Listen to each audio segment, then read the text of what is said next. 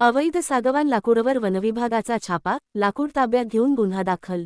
दिनांक 10 डिसेंबर रोजी बिलगाव प्रादेशिक वनक्षेत्रातील भुशा परिमंडळातील नियतक्षेत्र सावर्या कोप नंबर 76 यातील जंगल भागात बिलगाव रेंज स्टाफसह गुप्त बातमीवरून फिरती करीत असताना जंगल भागात ठिकठिकाणी साग दांड्या 28 नग व साग बेलके 6 नग एकूण 34 नग मिळून आले.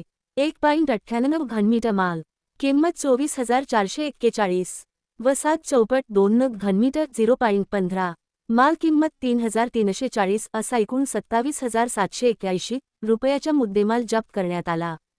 सदर मुद्देमाल वन कर्मचारी यांनी 3 किलोमीटर पायपीट करीत शिरुजाने रस्त्यावर वाहतूक करून शासकीय वाहनाने व खाजगी वाहनाने धडगाव टिंब डेपोवर आणून पावतीने जमा केला. सदर गुन्ह्याबाबत वनपाल भुशा यांनी त्यांच्याकडील वनगुन्हा क्रमांक 5/2025 भारतीय वन अधिनियम 1927 चे कलम 26(1) फ अन्वये नोंदविला.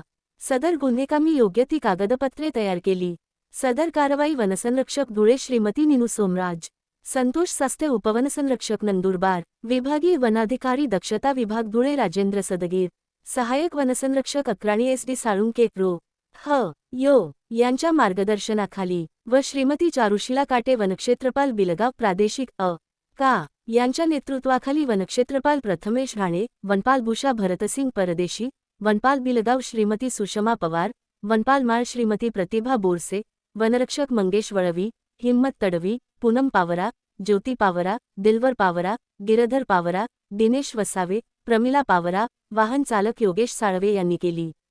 पुढील तपास वनपाल भुशा भरतसिंग परदेशी हे करीत आहेत. सातपुडा मिरर न्यूज नेटवर्कचे यूट्यूब चॅनल लाईक सबस्क्राईब करा. जाहिरात व बातमीसाठी संपर्क 9